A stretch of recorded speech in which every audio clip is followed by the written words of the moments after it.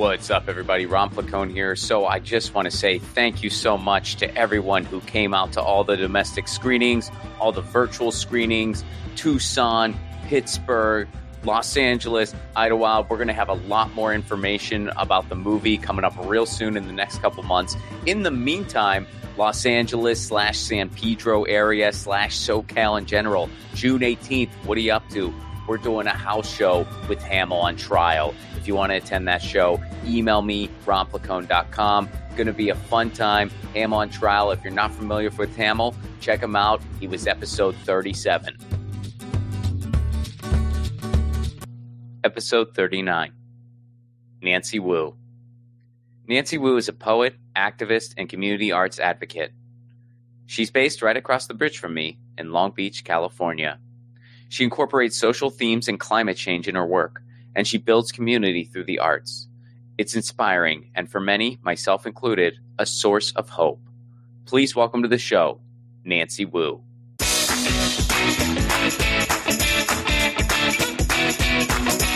Nancy Wu, good to see you again. Hi, thanks for having me. Good to see you. So let's start basic, and then we're going to into a lot of specifics because you're involved in a lot of very interesting things, and not only are they interesting things, but they're interesting things that are close to me. You're right across the bridge in Long Beach. So, but let's start at the beginning. What got you into poetry? Well, I think I'm one of those people who just naturally gravitated towards it. I started writing my first poems when I was 8 years old. So basically becoming a conscious being, I had a pen in my hand and was always writing. And I used poetry as a way of dealing with a lot of my emotional angst when I was a teenager, then sort of put it on the back burner for my college years. But when I ended up in Long Beach after college, I ended up finding a really robust community of poets here in the city that I had never known existed before. Like, I had no idea they were real, live, working poets. And that actually begun my foray into my career as a poet. So where was college? College was UC Santa Cruz, Banana Slugs. Okay, right on. And so how did you wind up in Long Beach? Well, I grew up in Huntington Beach, and when I finished college, my mom had moved to Long Beach, so I just ended up crashing with her for a little while as my home base. So that's how I ended up in Long Beach, and I had no idea really about the city before, even though Huntington Beach is not that far away. They are completely different worlds, and I found a really cool community of people in Long Beach who were progressive and artsy and really friendly and very community oriented. So I just ended up sticking around. So what does it mean to have a career as a poet? Like unpack that for me. Yeah, it's a little dicey. I didn't know that it was such a thing. Like I said, in 2015, this was the turning point for me. I got the PEN America Emerging Voices Fellowship, and it was at this time, I was about 25. There was a group of 5 of us in the program, and it's a 7-month-long intensive career-building program for writers who lack access to the industry of the literary arts. So it's designed for people who wouldn't otherwise be in a career as an artist, as a literary artist. And it was during this time that we got to meet with so many different amazing, famous authors. We had a master class at UCLA, a few other classes. We had a few performances in LA. We had a voice coach. We had professional training. And it was during this time that it was drilled into my head, like, you are a professional writer. You are a professional writer. This is going to be your career. Before that, I was just writing really for fun in my community. I was working as a professional copywriter. It was very different than poetry, but I never really considered poetry as a career path. So it was PEN America that really drilled that into me, that it was a career path. And since then, actually it was during that time I was trying to figure out from people, well, what does that mean? How do people make money at this? And there was one editor at a press who told me, and he looked me dead straight in the eyes and he said, well, poets are the true artists because they know there's no money in it. And I was like, wow, okay. And that disheartened me a little bit. I was asking the questions like, how do people make money? Is it teaching? Is it, writing? Is it selling books? Like where does your career come from? And over the years, I've answered that question for myself as someone who does not work in the institutions of academia, which I think is a whole thing. A lot of people go that direction, but outside of academia, I have stitched together a bit of a freelance career for myself. So a lot of the time I will be teaching classes. I'll work with the libraries. The libraries are amazing for poets. They love us. We do programs, readings, workshops. I've learned how to get really good at grant writing, and that's a big source of funding for my career. I had a really awesome grant in 2022 called Artists at Work. And it was actually, let me clarify, this actually was designed not as a grant. It was a job. It was a W-2 for 1 year where we got paid a salary to be a working artist. And what that means is putting together programming for oftentimes underserved communities to bring the arts into those communities. And that's a big part of what I do, as well as the other half of it is designed to provide financial support to simply create your art. And that was a new program. They're still going strong to this day in different locations across the country. And then immediately after that, in 2023, I sort of continued that journey with the California Creative Corps grant. And it's a similarly designed program, except this was actually a grant.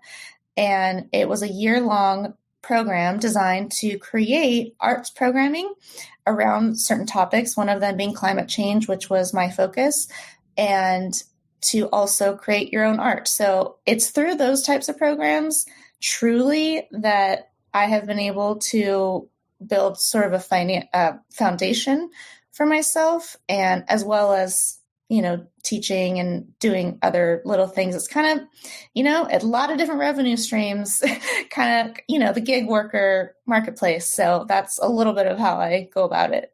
It's like any creative career. Like usually you just have a lot of different things spinning and there's a little bit of income from each. And then sometimes, if you're lucky, there's a couple things that have bigger amounts of income that are sort of your flagship thing. And that sort of comes and goes. I mean, personally, I've been in both of those situations. I've been in situations where I kind of had like a flagship gig that was not quite a full-time thing, but was close. And it was like a big part of the Creative Quilt. And then I've had other times where there were a great many things in the quilt to the point where I couldn't even keep track. But, at the end of the month, the bills got paid.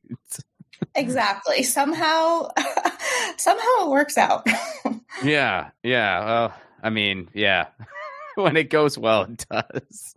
But, so I wanted to ask you more specifically about some of the organizations you just kind of brought up organically. So we'll go there now. So tell me more about PEN America and your relationship to it in the past and then currently. Yeah, so PEN America is an international literary organization that fights for freedom of expression all across the world and doing things like fighting for journalists in, different countries that are torn by war and such. Here in the United States, there are 2 locations, one in LA and one in New York. And so I was based in the LA location, and what they have many, many different programs. PEN America actually started in the 80s as an organization to support immigrant writers and tell their stories, and it has expanded beyond that in many ways. The Emerging Voices program that I was in is designed to, like I said, support beginning writers at the early stages of their careers who otherwise would lack access to the industry. And PEN America, when they invited me into the program, I remember at the orientation, they told us, they were like, this is like a family. We're going to be with you, for the rest of your career. Like, this is not just a 7-month long thing. You are part of the fabric now. And at the time, being young and inexperienced, I didn't necessarily know what that meant. But over the years, so, 10 years later, it's absolutely true. They continue to provide opportunities for me. They'll reach out.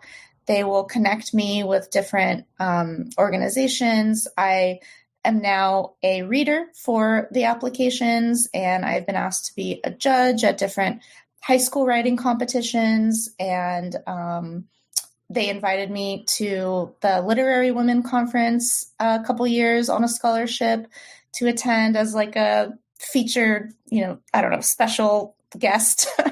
And so things of that nature. And so I'm still in contact with them pretty frequently.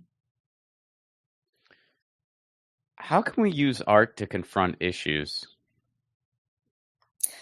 So one of the things that Penn had us do in the fellowship was to write an essay about the freedom to write, the freedom of speech. And so at that point, I was thinking about how to use art and writing to confront social issues. At the time, in that essay, I wrote how I had had a personal experience with a friend of a friend who called me drunk at 5 a.m. and left a really lewd, aggressive sexual message. And it's one of those things that the personal is political, right? And so in that instance, I actually copied the voicemail and posted it on the internet along with an essay about what was happening and why it was not okay, why that was not a funny joke, and how that contributes to rape culture. And that's what I wrote about in my first essay with Penn, that I think, a lot of people will not want to share that sort of thing because, and I even talked to other women who this person had called on the same night as his funny joke, and I talked to other women when they saw my post on the internet, they reached out to me and they said, wow, this person contacted me too. I didn't know what to do about it, but I'm so grateful that you said something because I wasn't going to say anything. And, so I think being able to share experiences through writing and through art, it gives people an avenue of listening and understanding that we're not alone, and I think by sharing those things out in the world, it makes it easier to talk about them because silence can be a killer, when we don't want to talk about things. And I think that's where writing and art really comes in, is to be conversation starters and conversation builders and creating those connections between people to help, on an individual personal level, process any sort of social traumas that we may be experiencing and move towards healing. I mean, that's just one instance from my experience that, I'm bringing in, but in lots of different ways, I think stories help us connect with each other and can help us build bridges across a lot of social issues. Was there, and you don't have to go into details if you don't want to, but like, was there any atonement from the person who was leaving these messages? I mean, did they find out about the post and apologize, or was there any resolution or no? So it was a group of 3 guys who were part of this situation. One of them was my close friend. And so when I called him and told him about this, he immediately apologized and was very remorseful. There was another guy who I actually named in the post, and he called me and begged me, pleading to please take his name off of the post so that he wouldn't be incriminated, by other people who are finding it. And then the other person, the person who actually left the voicemail, I never heard from him. Not at all. Really? Mm-hmm. Huh. Well, so what was the involvement of the other 2? Like, were they just egging it on, or like, what was? They were egging it on. I heard them laughing in the background, in the voicemail, and it was late and they were all drunk, and not that that's an excuse, but the friends, I guess, were providing this person with phone numbers from their phones for him to call. Oh, okay. So this person didn't have your number. No, he didn't. Mm-mm. Oh, okay. Yeah, and this was what? So when did this happen? Oh, this was probably 12 years ago, maybe 2013, I think. Okay.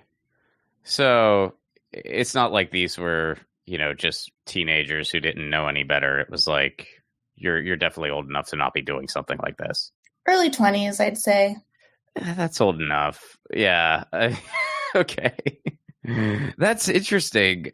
So one of your flagship issues, at least based on, my exposure to you, is climate change.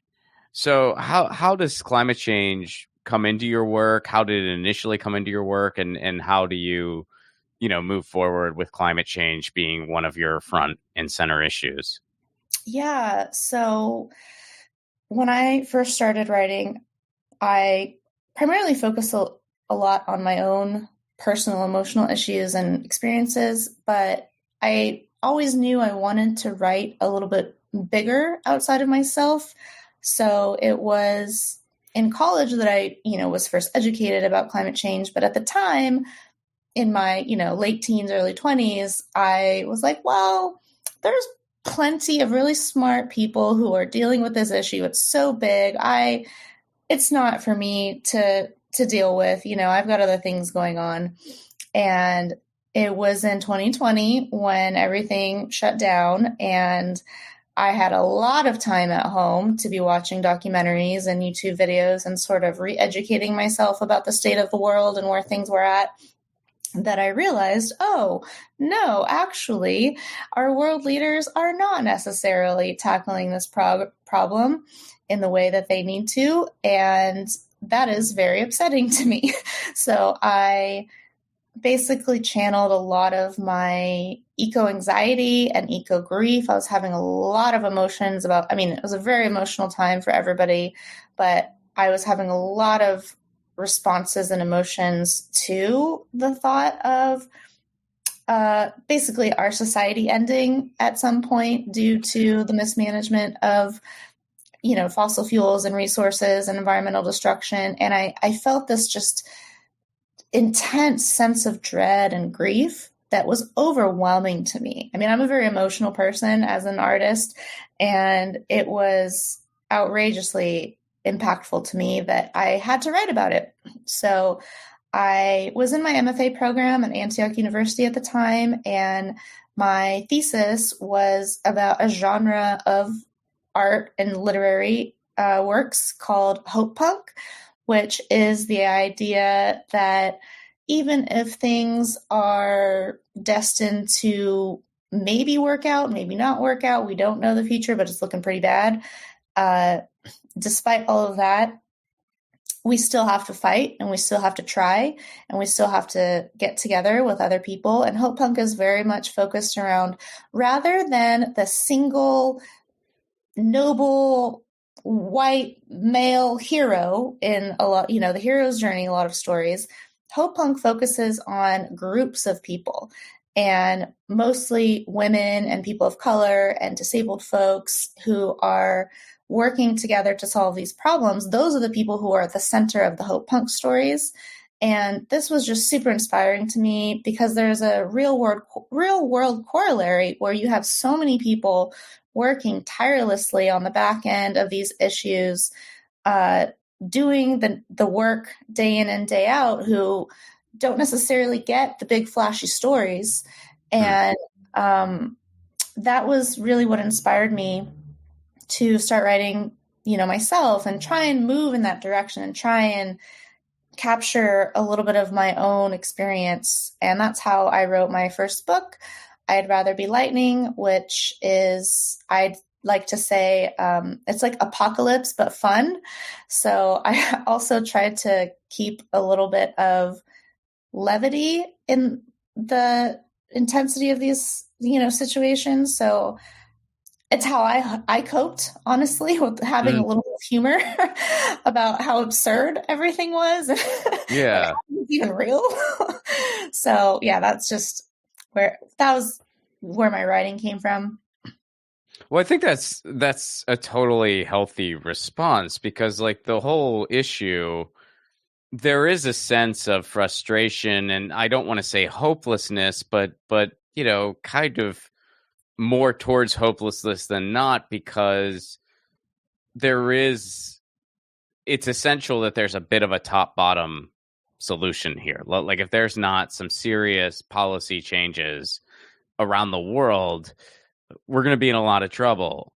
On the same note, well, that doesn't mean you shouldn't keep trying on the micro level too, because if you don't, well, then there's not really going to be any pressure for the people at the top. So it is kind of a give and take thing, and I feel like at times it's like you do have to approach it with a bit of humor, approach it with some creativity, and approach it with the awareness that yeah, we're going to need some true systemic solutions here that are far beyond our power, but simultaneously we also have to do everything in our power because otherwise those pillars aren't going to be budged. I mean I don't know, does that make sense, or am I just kind of Yeah, no, exactly. I mean, it's the individual and the collective working together, in my opinion, because obviously we need the collective pressure upon world leaders and governments. And that's honestly why I thought to myself, well, okay, I'm writing, that's one thing that I'm doing, but what else am I doing? And I ended up joining the Sunrise Movement, the youth-led climate movement.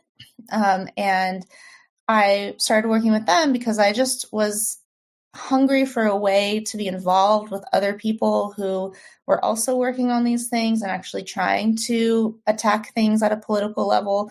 And so I was doing that at the same time while I was finishing my book. And on the other hand, in my view, I've always been a very grassroots sort of person. So I do believe there's a lot of value in changing things within our locus of control, because it's crazy making to think like I literally have no control over, the president of the United States other than my one little vote or whatever, and there's not a lot of productivity in worrying about what I can't control. And so for me, in order to maintain my own personal level of sanity and hope, I have to focus on the things that are in my immediate environment. Like I started a garden and started learning about native plants and trying to transition my plastic use over to more sustainable use and things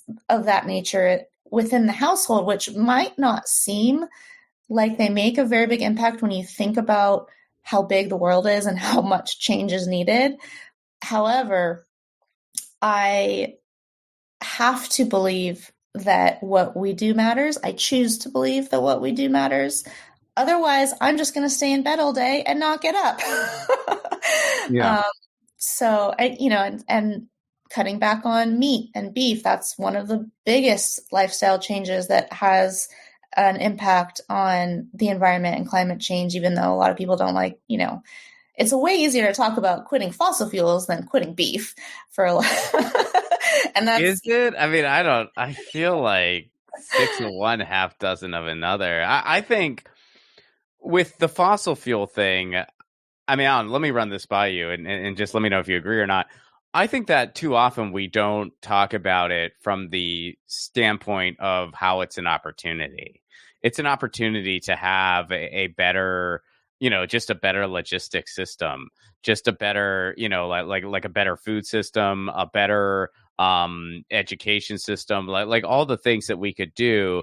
People either talk about it from the lens of, well, we can't possibly get off of fossil fuels, which I think is such an ignorant take, and there's no science backing that up. None at all.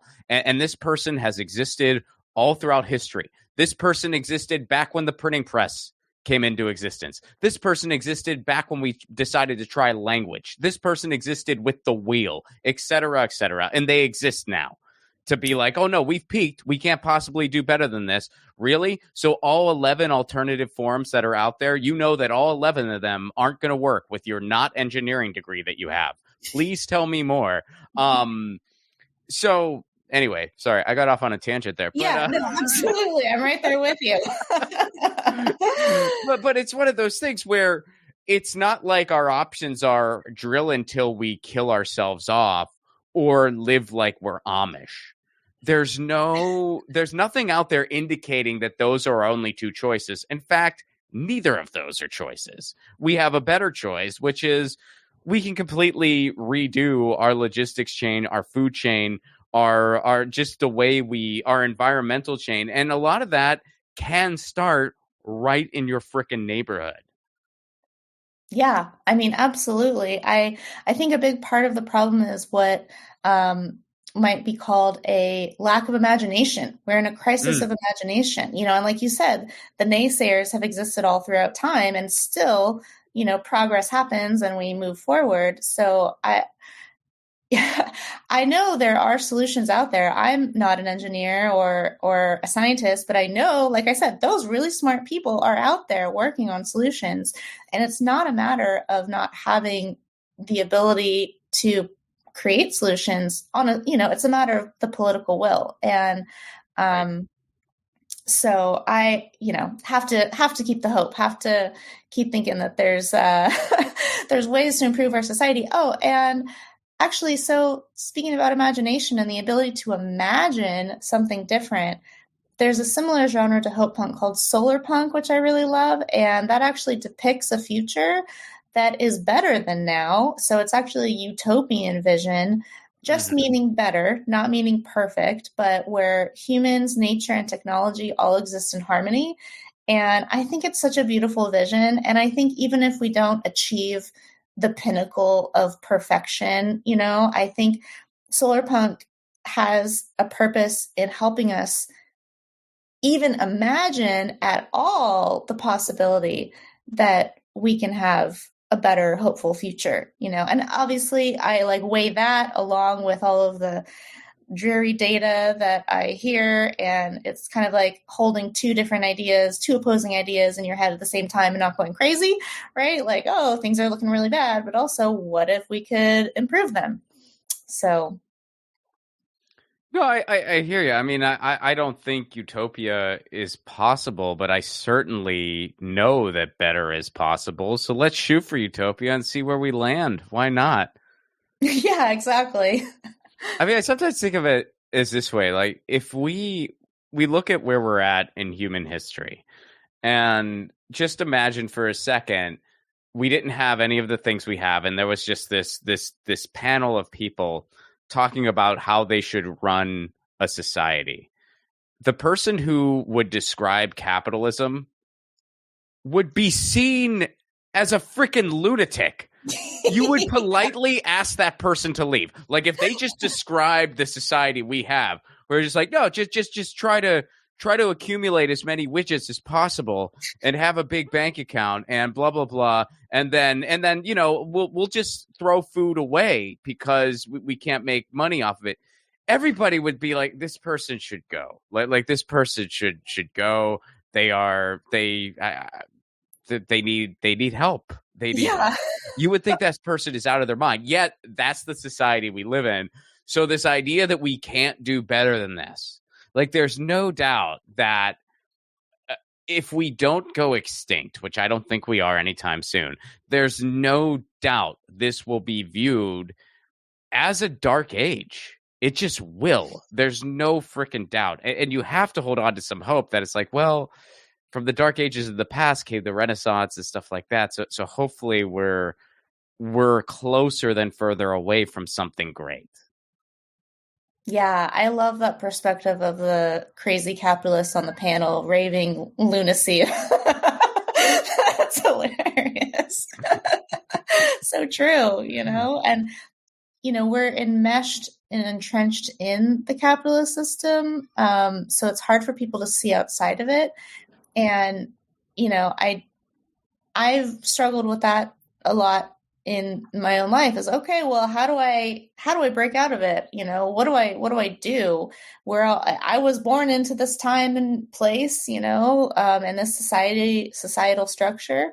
But the more that I kind of have dug deep into my own community and, like you said, my own neighborhood, there's a lot of grassroots efforts. Like there's like a mutual aid group in my neighborhood. There's like crop sharing, people who, grow their own vegetables and share food with each other without any monetary exchange. There's like time banking where people share their skills with each other outside of a commercial structure. And not to say that I know how any of that can function large scale, but at least on a small scale, it is inspiring to me to know that there are people like actively working sort of against the grain, against the capitalist grain. And yeah, that's where I like to be. Me too. So how important is community? Oh my gosh, it's everything. Community is everything. Just, I read a little bit of, the dreary futuristic predictions. And I think that despite all of that, the collapse mentality, well, depending on how things go, if things do collapse and in a way that most people are not prepared for, it's going to be our neighbors that we rely on for survival. And, I don't want to be that alarmist person, but let's just face it, the possibility that things could go poorly in the next few decades, is real. And even seeing what happened during pandemic times, with the supply chains getting disrupted and, different things in the economy going haywire. It was during that time that I really got to know my neighbors. I have a few neighbors in my apartment area that we ended up banding together and like playing board games to pass the time and having our own little Friendsgiving exchange, outside with each other. And that really showed me how important it is, especially in your immediate neighborhood. I mean, I've got friends all over the country, and it's wonderful that we can maintain long distance communication. But I really appreciate being able to have friends who live within a 2-mile radius of me. I have friends that, we walk over to each other's houses and, walk down the street together or, all that sort of thing. And I think that's where I think a lot of energy I want to spend. That's where I want to spend a lot of my energy, is building those sorts of community relationships in all different ways, and just creating that sense of we're not in this alone. Capitalism creates the false idea that we are completely individualistic, and self-reliant and, pick yourself up by the bootstraps mentality. But it's not true. Nobody does anything by themselves. We're all helping each other in some way, shape, or form. And I think it's a mentality. Community is a mentality. The idea that we aren't just in it for ourselves, but the more I help my neighbors, the more they help me. It's mutually beneficial to be helpful to each other and to find problem-solving solutions together. More brains are better than one, and it would be crazy to think that one person has all the answers and all the skills for everything. We all share things together. So, tell me about your involvement with the Long Beach Arts Council. The Long Beach Arts Council. So they are amazing. I am so lucky to be in a city that has such a strong support for the arts. The Arts Council for Long Beach does a lot of different things to support artists, a lot of funding for different programs, different individual artists. In 2019, I was very grateful to receive their Professional Artist Fellowship, which provides a bit of financial support as well as an exhibition of your art at the end of the year. And the Arts Council for Long Beach is also the administering organization for the Creative Core grant that I'm currently working on. And they are just phenomenal. I've worked with them for the past few years, 5 years or so, in many different capacities. They are really sincerely, truly like exemplary people who I know are completely motivated by a sincere appreciation for the arts. Like there's just no ulterior motives. There's just like they're all about supporting the arts, and especially arts and social impact, how the arts can have a social impact. Even during COVID, right before lockdown happened, I was working with them to plan a poetry stage at one of the downtown art walks. And then obviously that's not going to happen anymore. They transitioned super quick, and they started this program called Keep Arts Working. And so they gathered up a few of different artists in the community, paid them a little bit to create some virtual programming instead of the in-person programming. So, they're really, really quick on the whip. Really, really amazing, wonderful organization. Yeah, I actually just attended my first Fourth Friday recently. I'd never been to one before, but we were in the area, and so we went down to Fourth Friday. I live in San Pedro, where we do First Thursday, so you guys have Fourth Friday, we have First Thursday. so people can people kind of basically have a full week there where there's different things they can go to. Yeah, totally. Well, so then tell me about the other organization you are involved with is Cal Art. So tell me about that. Oh, do you mean the California Arts Council? Or yeah, that's like I guess like the bigger one. It's in your Instagram bio. Yeah. So the California Arts Council is the funding organization for the Creative Core grant.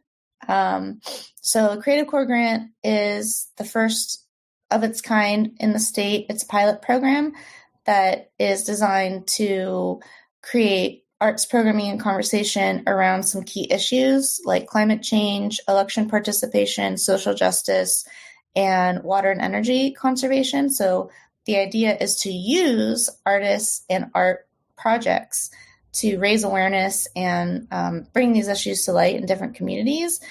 And one of the interesting things that the Creative Core grant does that the Artists at Work program did as well. So it's a model that I'm seeing happen, which is very interesting, is to pair an individual artist with a nonprofit to create these programming opportunities. So I am the individual artist paired with the nonprofit LA River Arts for the duration of this Creative Core grant.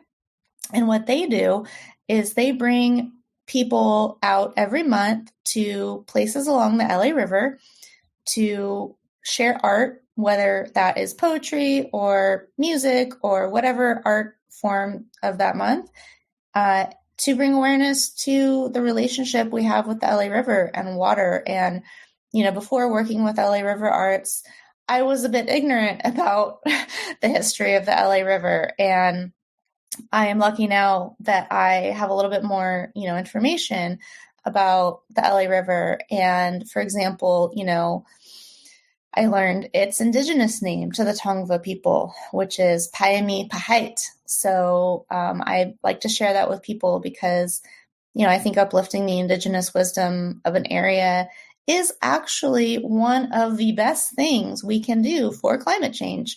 Because, people who have lived with the land for thousands of years know how to not overtake and how to keep things running and working so that there will be future generations of animals and plants to sustain human life.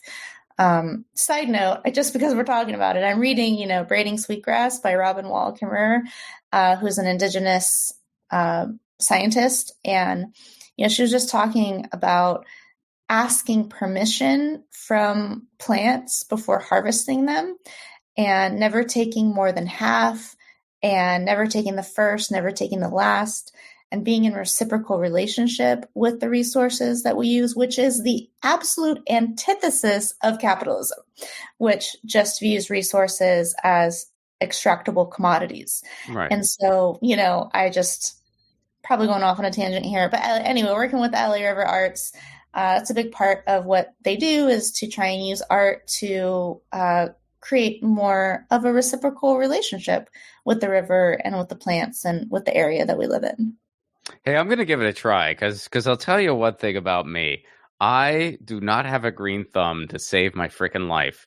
And boy, have I tried in various capacities, and I've embarrassingly failed. So I'm going to try asking permission. Will you grow, please? Will you? Yeah. Just a couple tomatoes, and I'm not going to take all of them. I'm going to. I like having you here. Will you just grow a little bit? Yeah, see if it works out. Maybe play them some music, read them some Shakespeare. I'm willing to try anything. I mean, yeah, I've had a couple different experiments that just, I mean, my zucchini plant just grew a couple flowers and then died, and my tomato plant was just never more than a vine. And it was from a friend of mine who is a professional urban gardener, who told me this is the easiest plant. You won't mess this up. I messed it up. And so I'm going to try asking permission. That's my next. Yeah. I mean, I actually thought I never had a green thumb. My mom growing up would always kill all the plants and flowers that she'd put on the windowsill. And so I inherited the belief that, oh, it's just like genetic. I can't grow plants. But yeah, it was during 2020. My sister had given me this little basil plant. All you're supposed to do is put a seed in the soil and then water it every day and put it in a windowsill. And I was like, oh, that seems simple enough. Like, I can do that. I did that for 2 weeks and it sprouted. And I was like, oh my God, like I broke the curse, So keep trying. Have you expanded from there? Like have you done other herbs or? Yeah, so I went a little crazy in 2020. I ended up having about 60 different plants all around the front and back. And I tend to like to be an outdoor gardener. I like to grow herbs and vegetables that I can eat. So we have 3 full standing garden beds right now. We've got 4 different types of tomatoes, zucchini, squash, strawberries, kale, peppers. Oh, wow. Honeydew, watermelon, cucumbers. Like, they're not all doing great. Some of them are doing pretty well. Some of them need a little help, but, I find it fun. And my partner likes to say it's the most expensive way to eat your vegetables is to grow them. Is that true? Well, Even with grocery stores and. I would love to sit down and do a side-by-side comparison by like how much, a plant costs to buy, and then the mulch, and then the soil, and the, building of the bed and fertilize. I don't know, I'm not sure, but it's definitely a little time intensive. Oh yeah. At least. I just give my compost to the more advanced gardeners.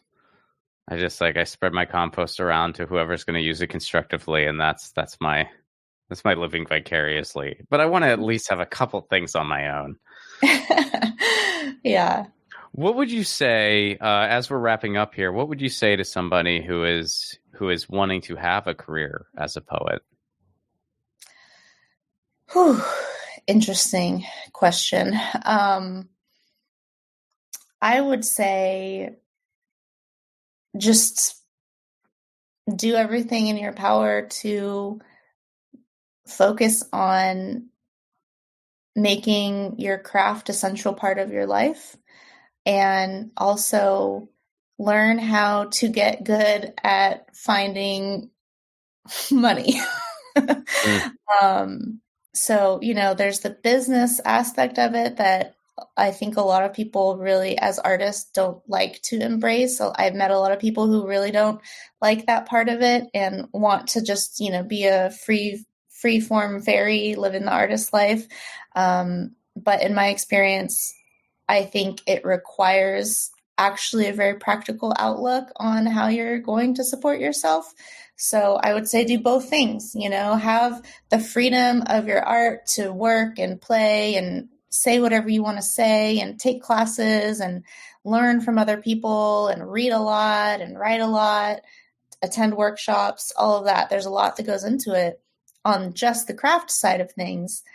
But then there's also the business side of things, and either getting a job in academia or running your own business or having teaching gigs or, learning where to find the grant money. And I'll say one more thing. One of the things that has helped me on my journey is I started out just doing programming that I wanted to do because I truly believed in it. I started volunteering actually with the library to create a reading series. And it was that relationship with the library that led to my first grant. And then it was that grant that led to another programming opportunity. And it was that relationship with the librarian that I got a letter of recommendation for the Creative Corps grant, So I think if you're starting out, there's a lot of wisdom to saying yes to a lot of different things and seeing where those things are going to lead, and put your whole heart into it. Because at this point in my career, I know that we need to get paid. I'm not going to, undermine that. But I'd also say there's value to doing passion projects. And I truly believe and have felt in my own life, whenever I say yes to something that my heart and my soul and my artistic self truly, truly believes in and wants to create, it always leads somewhere. So pay attention to your intuition and say yes to the things that feel right and let them lead you to the next step. It's excellent advice. Not just for a poet, but any creative field. I feel like that's excellent advice. Where can people go to learn more about you? So you can find me online on Instagram at Fanciful Nance. I also have a website, nancylenewu.com. My middle name is Lynee and then WOO.com. And yeah, that's where I'm at. Nancy, thanks so much for doing this. Thank you so much for having me, Ron. This was such an excellent and fun conversation. That was Nancy Wu. Be sure to follow her, check out all of her stuff. Also, I just want to mention, a lot of people don't realize that a professional poet is a thing. Not only is it a thing, but on this show, we've already had 2 of them.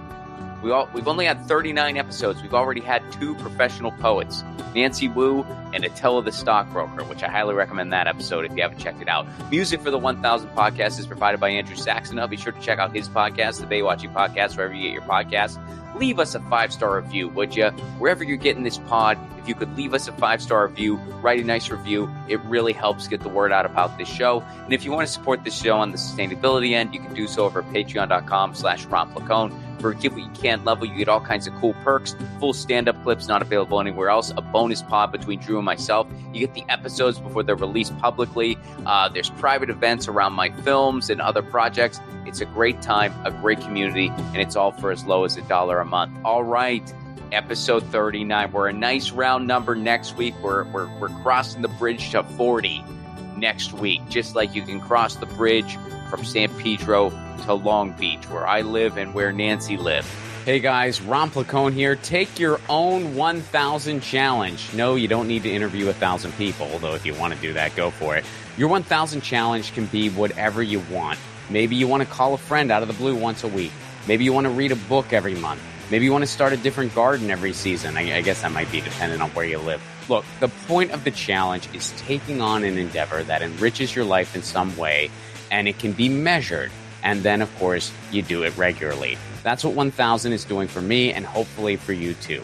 The main reason for this podcast and every podcast I've ever done is to build community. So take your own challenge. Then join our Facebook group. It's called 1,000 What's Your Challenge? ? That's 1,000 What's Your Challenge ?